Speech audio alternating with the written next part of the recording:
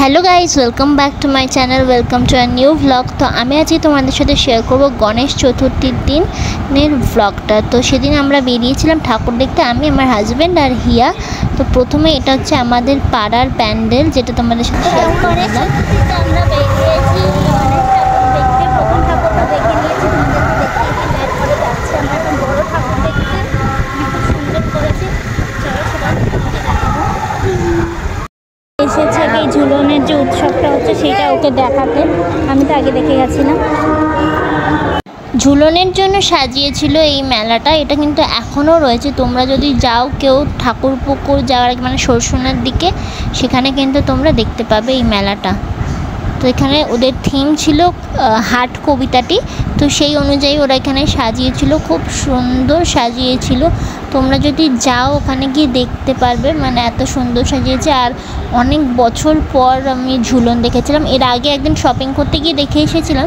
তো সেই দিনকার গণেশ চতুর্থীর দিন দেখতে গিয়েও দেখলাম যে রয়েছে মেলাটা, তাই ভাবলাম যে হিয়াকেও দেখাই, কারণ ও তো কোনোদিনও দেখেইনি এসব ঝুলন, তাই জন্য ওকে দেখাচ্ছিলাম। ও কিন্তু খুব মজা পেয়েছিল দেখে, আর খুব ভালো লাগছিল ওর, ও কিন্তু মন দিয়ে দেখছিল সব কিছুই।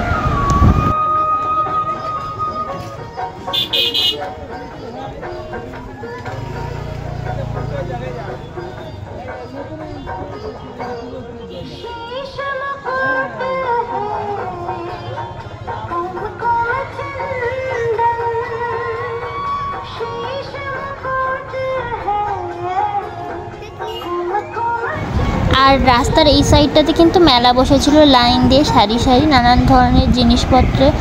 আর এদিকে দেখো এই গোপালটা ঝুলায় মানে দোলনায় বসানো, খুব সুন্দর। আগের বার গিয়ে আমি টেনেছিলাম, আর এটার রিলসটা শেয়ার করেছিলাম, অনেক ভিউজ হয়েছিল।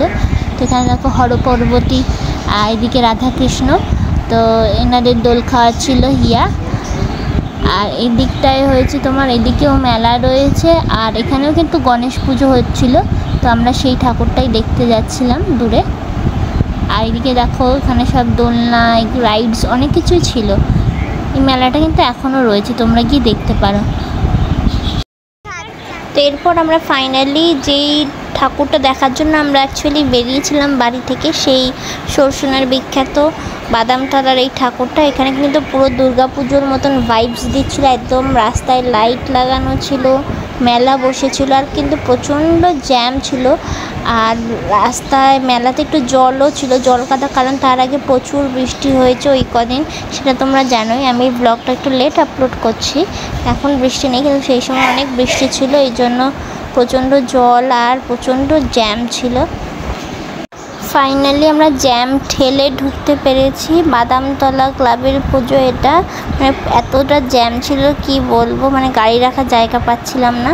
তারপরে ঢুকে দেখলাম পুরো যে দুর্গা পুজোর মতন একদম থিম ওয়াইজ প্যান্ডেল করেছে, এখানে সব আদিম যুগের এই সমস্ত ফটো রাখা, তারপর হচ্ছে যেগুলো আগে ইউজ হতো, যেমন হারিকেন, তারপরে ওই যে টর্চ লাইট, আগের দেশলাই যেমন ছিল, এই সমস্ত কিছু আগে যেই জিনিসগুলো পাওয়া যেত আর কি, এখন আর দেখতে পাওয়া যায় না, সেই সমস্ত জিনিসেরই মানে লম্প ওইসবেরই থিম ছিল। খুব সুন্দরই সাজিয়েছিল। গণেশ পুজোতে যে এরম থিমের প্যান্ডেল প্রথমবার আমি দেখলাম। আর প্রচণ্ড ভিড়, প্রচণ্ড মানে আমরা যখন ঢুকেছিলাম তখন মোটামুটি ভিড় ছিল। আমরা এই যে দেখো ঠাকুরটা এখানে খুব সুন্দর করেছিল। আর আমরা যখন ঠাকুরটা দেখে বেরোলাম, মানে অবাক হয়ে গেছিলাম। আমরা বেরোনোর পরে দেখছি অনেক লাইন পড়ে গেছে, পুরো দুর্গা পুজোর ঠাকুর দেখার লাইনের মতন।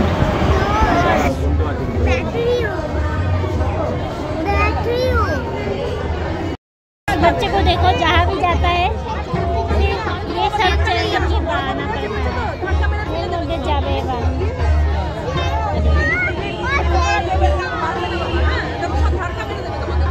তো হিয়া এখন ট্র্যাম্পোলিনে উঠে পড়েছে, মানে ও যেখানেই যাবে ট্র্যাম্পোলিনে ওর চড়া চাই, দেখতে পেলেই হলো।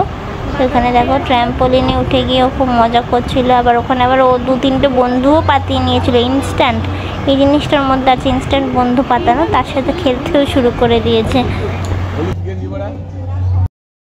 পুরো লাইন পড়ে আছে, আমরা ফাঁকায় রেখেছি। দেখতেই পাচ্ছ যা বললাম যে আমরা বেরোনোর পরে প্রচুর লাইন পড়ে গেছিলো, সেই লাইনটাই তোমাদের দেখাচ্ছিলাম।